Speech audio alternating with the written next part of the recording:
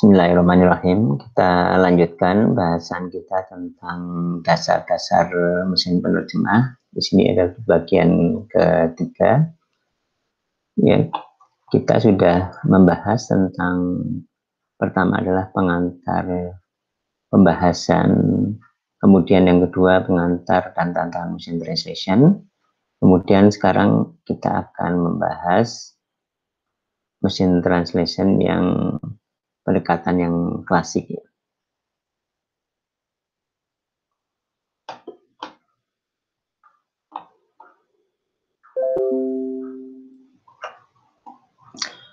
Sebagaimana sudah kita sampaikan di video pertama bahwa kita menggunakan 3 sumber utama, yaitu ada dari slide Natalie Parde ini, yang kemudian juga digunakan slide ini sebagai sumber dari slide yang dibuat oleh tim dosen Fakultas Informatika. Kemudian ada slide dari CMU ini, kemudian slide Stanford. Untuk bahasan sekarang yaitu tentang pendekatan yang klasik, utamanya kita mengambil dari yang Natalie, di mana di slide yang Natalie ini adalah mengambil juga dari bab tentang machine translation di speech and language processing. Ya, jadi di sini ada 3 bahasan. Yang pertama adalah classical machine translation ini adalah direct translation, kemudian transfer approach, kemudian interlingual approaches. Ya. Kita lihat slide-nya. Ini adalah slide yang dari Natalie ya, di mana ini terutama diambil dari bab 25 machine translation ini. Nah, sebelum masuk ke slide yang ini, yang utama, kita akan melihat dulu di sini slide dari Stanford, di mana dibahas secara sangat sekilas untuk yang klasik ini. Jadi di mana di sini tahun 50-an, di mana era awal mesin translation, di sini awal tahun 50-an, di mana waktu itu salah satu utamanya adalah dimotivasi oleh perang dingin, di mana akan atau sangat bersemangat untuk menerjemahkan dari bahasa Rusia ke bahasa Inggris. Di sini ada video singkat yang memperlihatkan mesin translation tahun 54, di mana di situ menggunakan metode-metode yang masih sangat sederhana, kemudian menggunakan mesin-mesin yang besar. Yang utamanya di situ adalah yang berdasarkan rule, berdasarkan aturan, yang menggunakan kamus bilingual ya, kamus bilingual, di mana dari bilingual bahasa kata-kata bahasa Rusia ke kata-kata bahasa Inggrisnya. Oke, kemudian kita menggunakan di sini slide ini ya.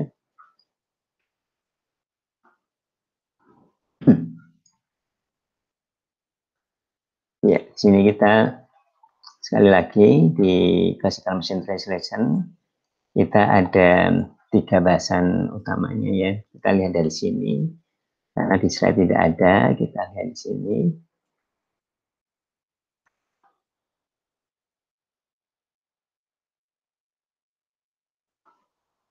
Ya, di slide Natalie itu untuk classical machine translation terutama mengambil dari subbab ini. Di mana di subbab ini ya dijelaskan ya ada yang disebut dengan segitiga Falquist ya. Nah, segitiga ini ya ini menggambarkan dari teks bahasa sumber ke teks bahasa targetnya. Teks bahasa sumber ke teks bahasa target. Ini saya gedein dulu. Ya, seperti ini.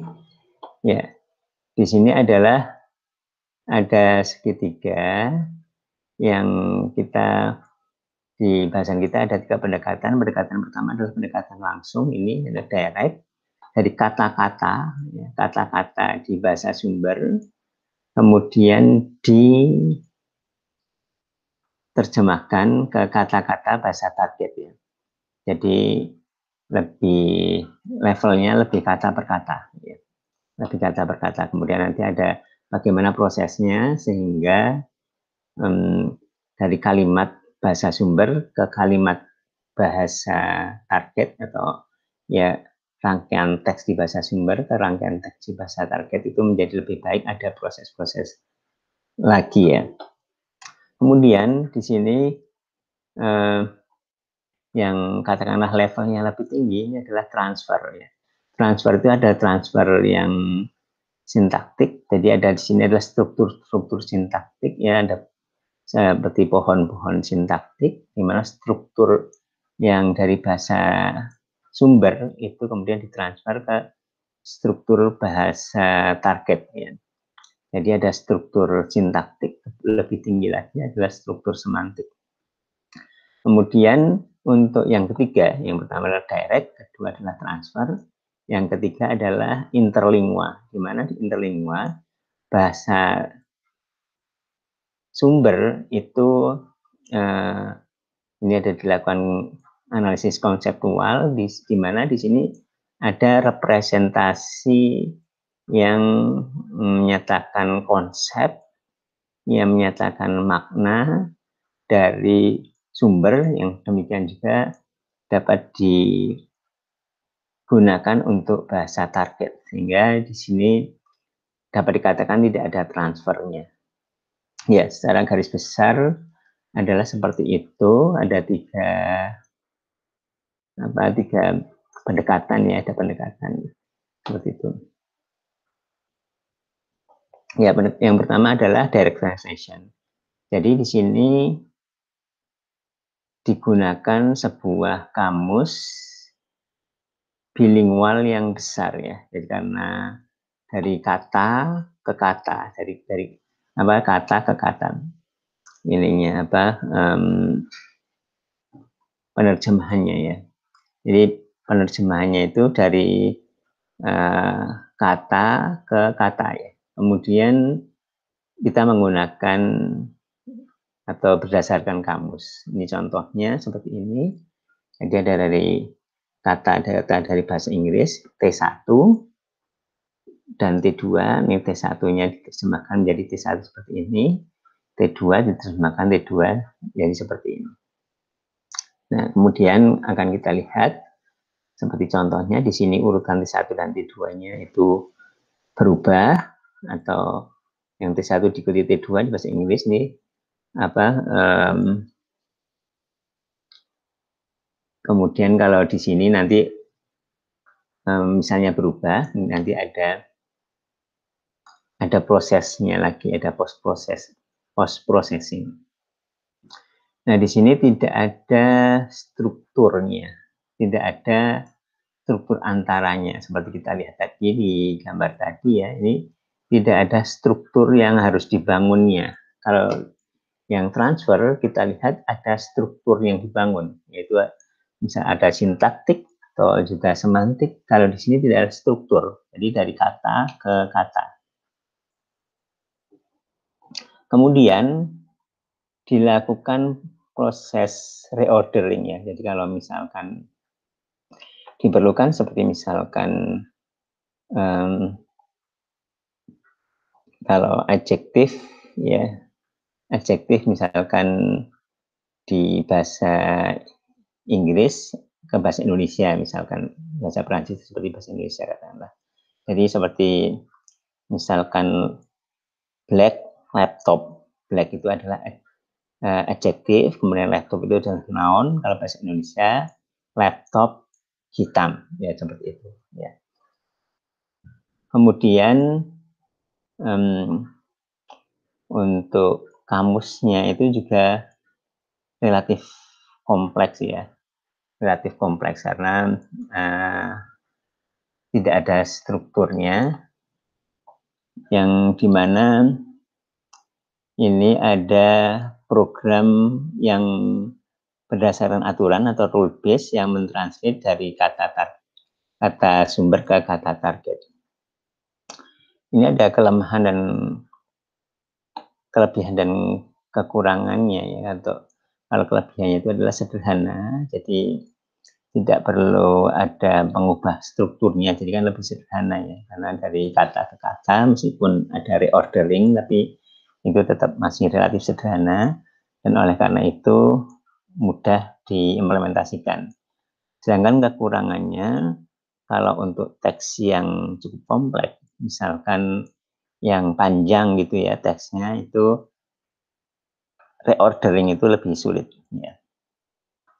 Ya, kemudian juga apalagi melibatkan frase atau struktur-struktur yang lebih besar lagi ya. Ya, karena terlalu fokus ke individual ya, ke individual kata-kata.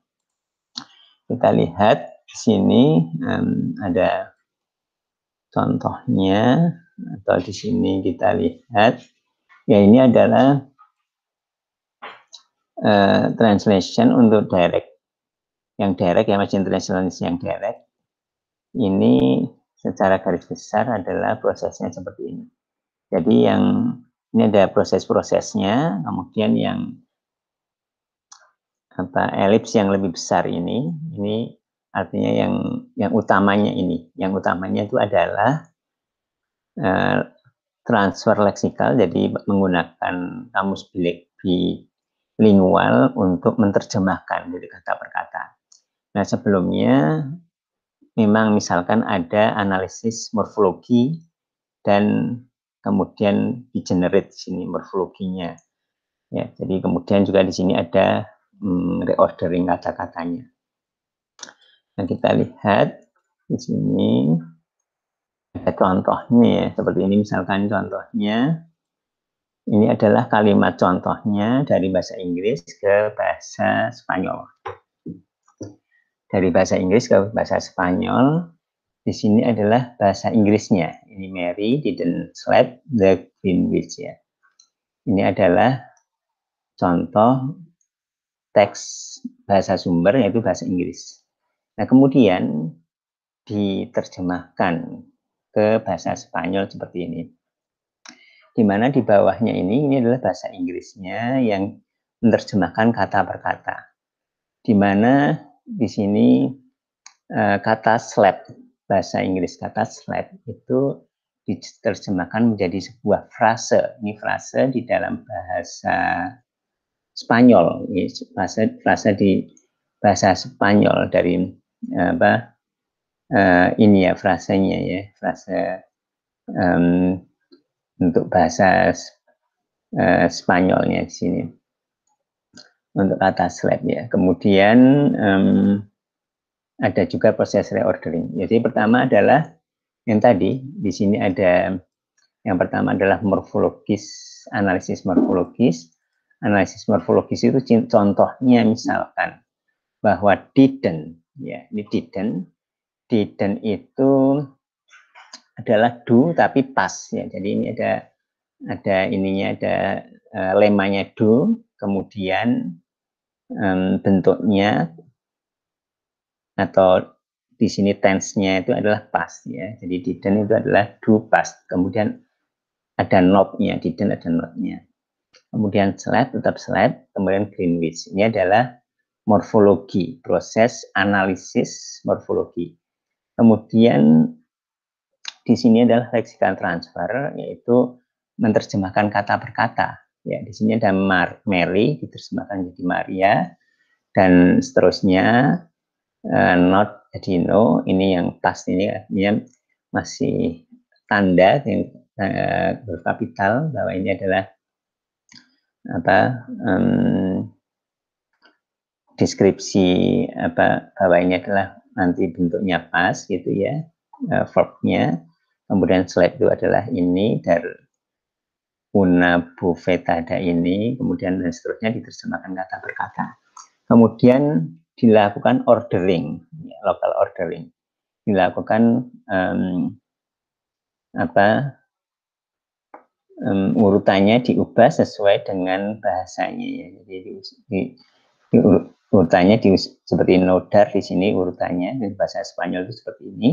Nah, kemudian morfologi berikutnya ini adalah generation, artinya kalau pas itu di sini jadi apa? Misalkan mungkin di sini ada dio, ya perlu ada dio, ya seperti itu.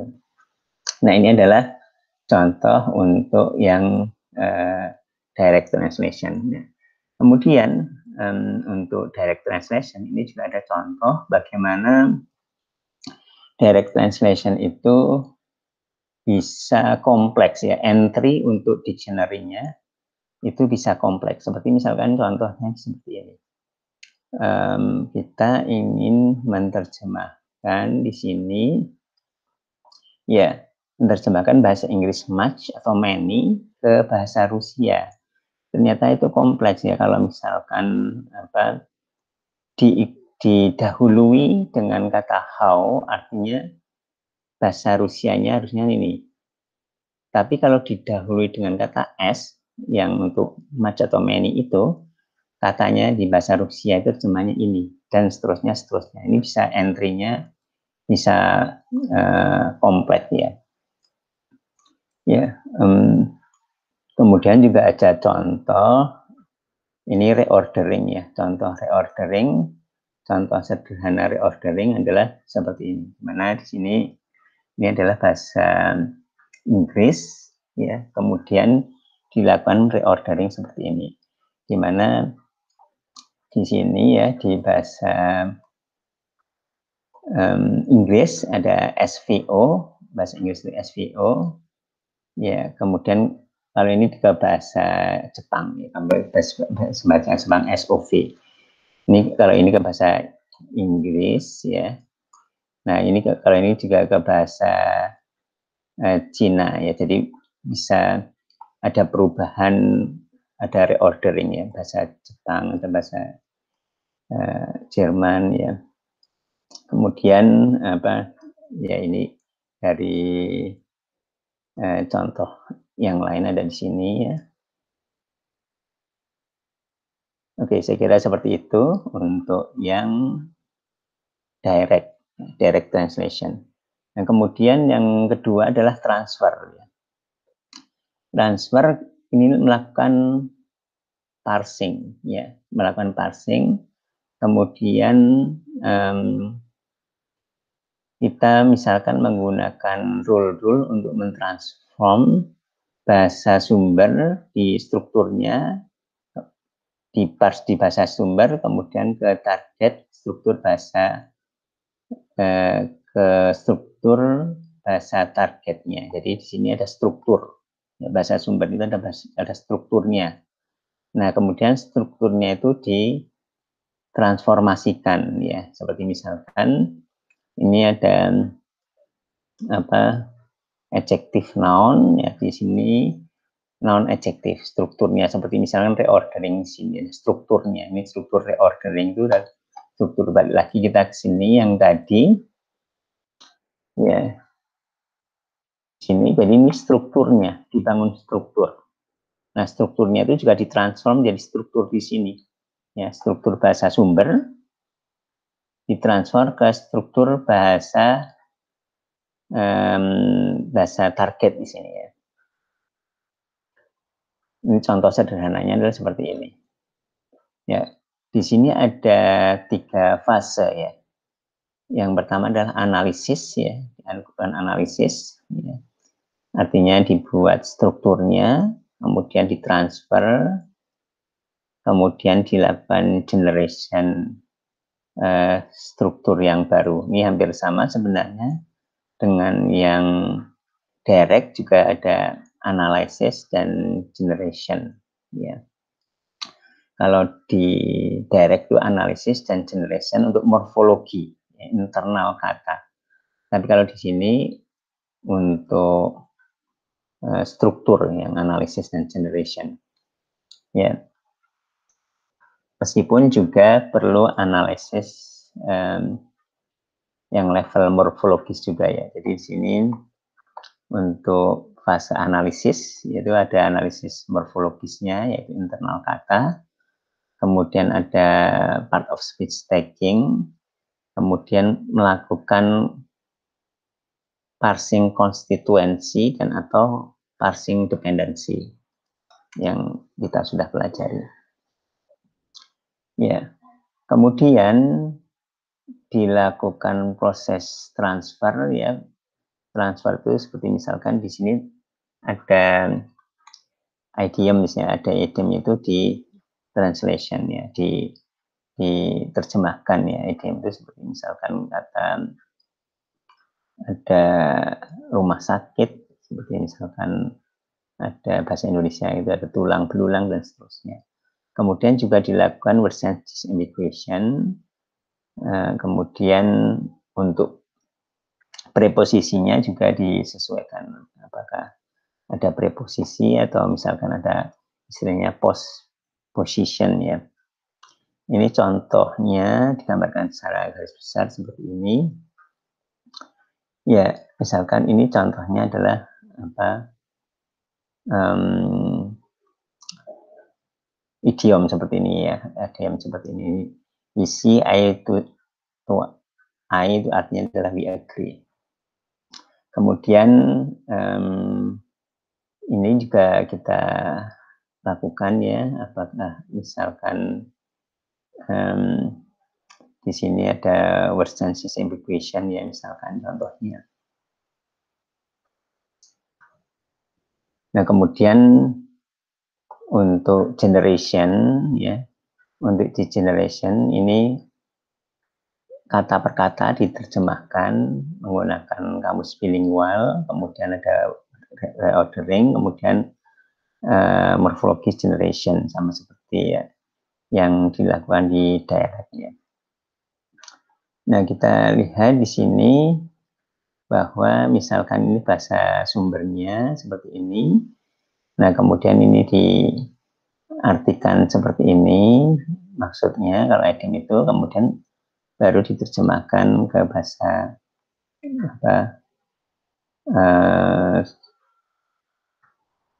bahasa targetnya. Nah, demikian juga contoh di sini ya. Ini juga kita lihat bisa ada untuk pengertian seperti ini atau pengertian seperti ini yang bisa diterjemahkan, bisa diterjemahkan di bahasa targetnya berbeda. Ya, untuk pendekatan transfer ini ada dua subkategori transformasinya, yaitu transfer struktur sintaktik atau ya sintaktik dan leksikal ya. Ya, untuk sintaktik ya di sini kita lihat untuk sintaktik itu maksudnya adalah level kalimat ya. Ini adalah pohon parsingnya ya, pohon parsingnya ini dimodifikasi dari yang pohon sumbernya ya, parsing sumbernya ke parsing yang untuk targetnya ya. Ya, ini contohnya, ini pohonnya, ini contoh sederhana yang tadi, yang dimana di sini nominal itu dari adjektif diikuti noun seperti di bahasa Inggris, tapi kalau bahasa Indonesia noun kemudian adjektif seperti black laptop dengan laptop hitam ya. Nah, kemudian juga ada beberapa struktur tematik yang kita sudah pelajari juga di video sebelumnya, bahwa misalkan untuk direksional atau lokatif itu ada yang disebut dengan prepositional phrase ya, direktif atau lokatif prepositional phrase, kemudian ada recipient prepositional phrase ya. Ya, kemudian untuk transfer leksikal kita menggunakan kamus ya, kita menggunakan kamus bilingual. Ini ada keuntungan dan kekurangannya, di mana di sini kelebihannya bisa menangani fenomena bahasa yang lebih kompleks dibandingkan dengan direct translation. Seperti tadi kita sudah bahas bahwa di direct translation itu utamanya kata per kata, sehingga kalau teksnya kompleks, lebih panjang, itu lebih sulit ya, lebih sulit untuk ditangani. Misalnya bagaimana melakukan, salah satunya adalah reordering-nya. Nah, kemudian meskipun demikian masih belum cukup ya, untuk beberapa kasus hasilnya masih belum bagus ya. Kita lihat di sini contohnya. Untuk yang transfer, ini adalah contoh yang transfer ya. Ini contoh yang transfer, contoh yang tadi, di mana ini adalah contoh transformasi yang sederhana. Ini yang tadi ini dari black laptop ke laptop hitam, di mana ini adalah struktur yang udah dibuat ya. Ini strukturnya udah dibuat untuk source dan kemudian diubah ke struktur yang bahasa targetnya. Ini contoh yang lebih kompleks lagi, di mana perlu di sini adalah dari bahasa sumbernya. Ini dibuat struktur seperti ini, ya, struktur konstituen seperti ini ya, kita udah pelajari konstituen. Dan juga di sini ada disebutkan bahwa ini adalah yang bentuknya, kalau ini adalah verbnya adalah yang pas. Ini adalah contoh untuk kalimat ini, Mary didn't sleep the Greenwich ya. Ya, kemudian kita lihat di sini diubah menjadi seperti ini ya, diubah menjadi seperti ini ya. Jadi diubah untuk sebagai bentuknya seperti ini, sebelum kemudian juga diubah ke sini ya. Di sini kebetulan untuk yang pertama dan yang kedua di sini ya, di sini sama ya. Kemudian nah, kalau di sini adalah bahasa ya maaf ini sama, masih bahasa Inggris, tapi yang diubah di sininya, maksudnya diubah di sininya, di nominalnya di sini diubah seperti ini. Jadi masih bahasa Inggris, ini ada Greenwich ya, maksudnya bahasa Inggris yang benar, tapi di sini bahasa Inggris, tapi strukturnya udah diubah jadi which green ya, di which green. Jadi masih bahasa Inggris di sini, tapi strukturnya ini struktur bahasa target di sini ya. Di sini strukturnya bahasa target ya. Kemudian di sini di bahasa target, yaitu bahasa Spanyol ya. Di sini bahasa Spanyol, di sini udah noun adjektif udah benar di sini. Nah, kemudian slap ini diubah menjadi frase ya. Menjadi frase yang seperti tadi ya, bahwa slap di sini menjadi frase. Sudah diterjemahkan menjadi frase. Ini adalah contoh untuk pendekatan transfer ya. Kemudian juga selain sintaktik transfer, kemudian juga sebenarnya ada semantik transfernya. Ya, ada semantik transfer. Ini contoh untuk transfer lagi, sintaktik transfer yang dari SVO, subject verb object ya, di bahasa Inggris ke bahasa Jepang yang SOV ya. Jadi sini ada subjek, ada verb ya, kemudian ada verb, kemudian ada objek. Nah, kemudian di sini sudah diubah menjadi SOV ya, ini masih bahasa Inggris, kata-katanya belum diterjemahkan ya, belum diterjemahkan. Ini ada beberapa contoh transformasi untuk dari bahasa Inggris ke bahasa Spanyol, beberapa struktur, ini struktur yang perlu dibuat, kemudian struktur transformasinya, struktur yang perlu dibuat, dan dari bahasa sumber ke bahasa target, bahasa Cina ke bahasa Inggris, dan dari bahasa Inggris ke bahasa Jepang, misalkan contohnya seperti itu. Nah, itu adalah untuk yang pendekatan transfer. Nah, kemudian yang ketiga yaitu yang interlingua. Untuk interlingua kita lihat lagi sekilas lagi ya. Di sini interlingua. Ya, di sini interlingua. Di mana interlingua ini, nah sekarang tidak ada struktur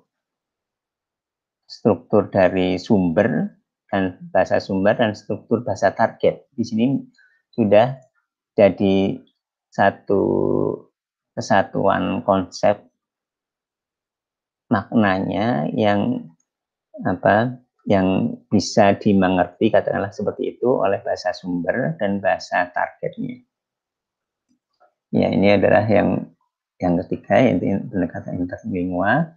Jadi bahasa sumber ya, teks bahasa sumber itu diubah menjadi representasi abstrak ya, representasi abstrak yang menyatakan teks tersebut yang artinya bebas bahasa, yang kemudian dari representasi abstrak itu bisa di-generate ya, bisa di-generate teks targetnya, bisa di-generate teks targetnya. Jadi di sini misalkan ini contoh sederhana, ini ada dari bahasa sumbernya, kemudian diubah representasi abstrak yang ya di sini digambarkan jadi bukan pohon, jadi rumah ya, rumah yang biru. Di mana rumah biru ini, kalau bahasa Inggrisnya adalah blue house, kemudian diterjemahkan menjadi bahasa target. Kalau rumah biru, bahasa targetnya seperti apa ya?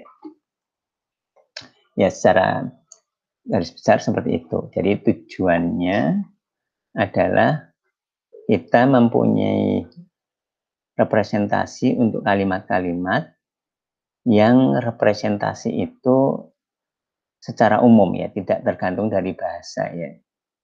Tidak tergantung dari bahasa. Seperti ini misalkan, yang tadinya misalkan katakanlah bahasa Inggris ya, blue house, kemudian direpresentasikan bagaimana representasi ini yang bisa difahami untuk dari bahasa satu, bahasa yang lain,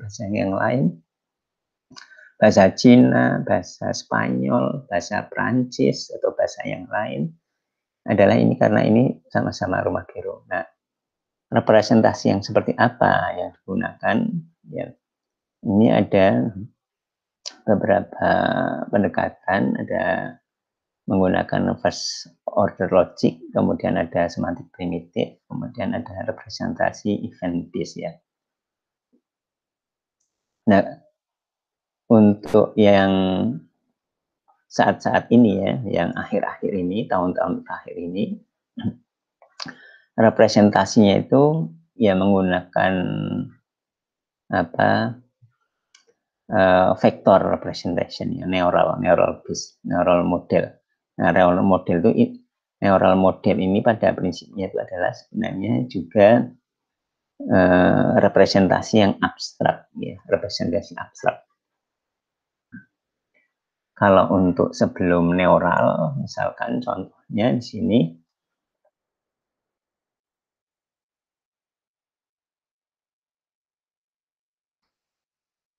ya, di neural itu menggunakan, kalau di sini menggunakan maknanya ya, menggunakan maknanya. Jadi di sini misalkan contohnya seperti ini, representasi interlingua, bahwa misalkan Mary did not slap the green witch. Ini seperti ini, representasi bahwa misalkan Mary, agentnya itu adalah Mary.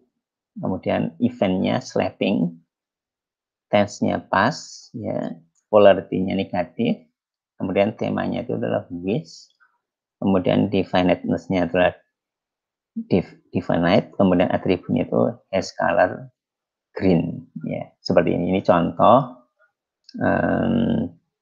interlingua, ya, interlingua ini, ya, dalam kasus seperti ini bisa diinterpretasikan oleh manusia.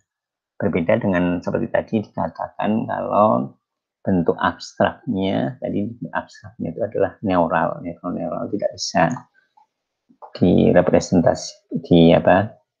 interpretasikan oleh manusia, tapi tentunya nanti akan kita lihat jauh lebih sederhana dan dalam banyak kasus jauh lebih efektif, ya. Ya, pendekatan interlingua ini membutuhkan lebih banyak analisis, ya, daripada pendekatan transfer, ya, karena diperlukan untuk membuat representasi yang abstrak, ya. Perlu membuat representasi abstrak yang perlu melakukan analisis semantik, analisis sentimen, ya. Kemudian tapi di sini tidak perlu yang level sintaks dan leksikal transformasinya tidak perlu, karena seperti tadi dikatakan udah buat representasi abstrak, seperti contohnya representasi abstrak adalah seperti ini.